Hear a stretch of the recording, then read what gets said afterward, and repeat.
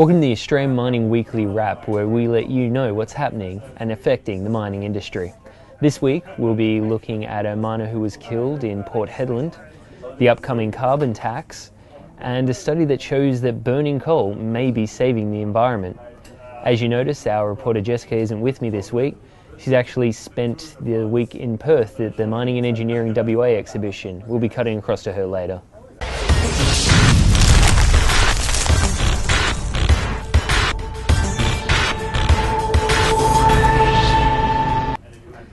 And now to the news. A BHP worker was killed earlier this week by a crane at Port Hedland.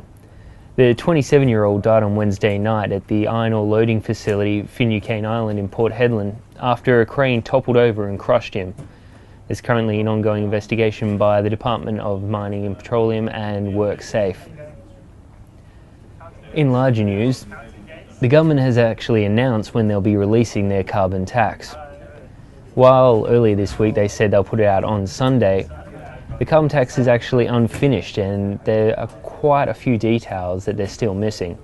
Today we've found out that the government will actually put a $23 per tonne tax on carbon. However, that's much lower than the Greens were originally pushing for, and it doesn't include the fuel refiners or distributors. This actually cuts the number of people who'd be paying the tax to about 500 companies, whereas before we were thinking that there'd be 1,000 or so companies that would actually be affected by this. Despite this, the industry alliance of a number of miners, manufacturers and refiners have still said they'll actually fight the tax and are looking to do an ad blitz similar to what they did for the resources super profit tax to actually fight this and stop it.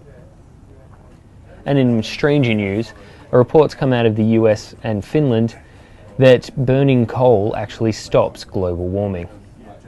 The recent study says that the increased sulfur emissions come from burning coal, and have been brought about by China's increased consumption of coal, actually halted global warming. The excess sulfur emissions actually work by blocking out the sun's rays and cooling the earth, and as the report says, cancelling greenhouse effect. However, the report also said that burning coal increases levels of acid rain and causes breathing problems. One of the report authors, Robert Kaufman, said not many people would view this as a satisfactory solution to actually stopping global warming.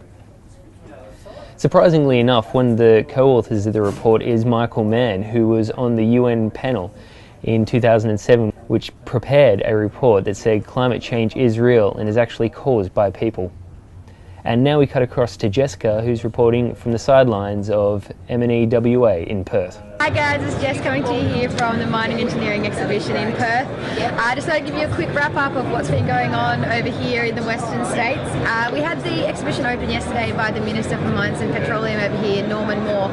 He had some interesting things to say yesterday, that the resources over here in Western Australia do not belong to the federal government and that they should get more royalties and a bit more credit for the stuff they do over here in the mining industry and what that contributes to Australia's economy as a whole.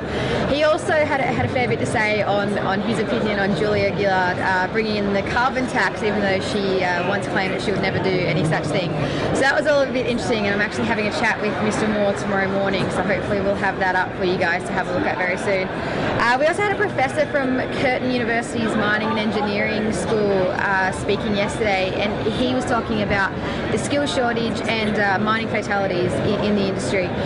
It's something that he said we need to improve on, and we can't expect to reach the goal of zero fatalities if we keep performing in the same way. He said that it's going to become an issue and that there will come a point where society just simply won't let the mining industry operate anymore if they can't guarantee the safety and security of the workers. That's another thing that's been coming up a lot over here. There's a lot more focus these days on mining families and the mental health and happiness of workers, because I think a lot of companies have started to realise that a healthy and happy worker is a productive worker. So the skill shortage, of course, is another big thing that just won't go away over here, and it's, as everyone keeps saying, it's the overarching thing in the industry. I asked this morning, there was a panel discussion with some different people. I asked Miriam from Women in Mining Network and Damien from FMG. We're talking about quotas in the industry and whether it's actually causing more harm than good and creating bigger distinctions to have quotas for Indigenous and women in the mining sector. They were both sort of the opinion that the numbers that they're always trying to reach are something that they do for the government, because the government needs justification about why they're spending certain amounts of money in different sectors. So I guess if it's getting more women and more Indigenous people into the sector, then it's a good thing. But at the end of the day, perhaps they should just be going to the people who have the skills to get the work done. So that's about all from over here. I'm having a chat tomorrow to the lovely ladies from Mining Families Matter about some of the changes in the industry, and also some people from a very interesting security company who are at the moment acting as my lovely cameramen. So for now, I have to shoot off and see if there's any more interesting people here for me to talk to and find somewhere to watch the Blues demolish Queensland tonight. There you go. Alright, thanks for that, Jess, and thank you for watching. Hope you enjoyed it, and love to hear your feedback, both good and bad, and what you thought of this video and the last couple of ones we've done. You can hit us up on our Twitter, at our Facebook, or email us. And thanks for watching.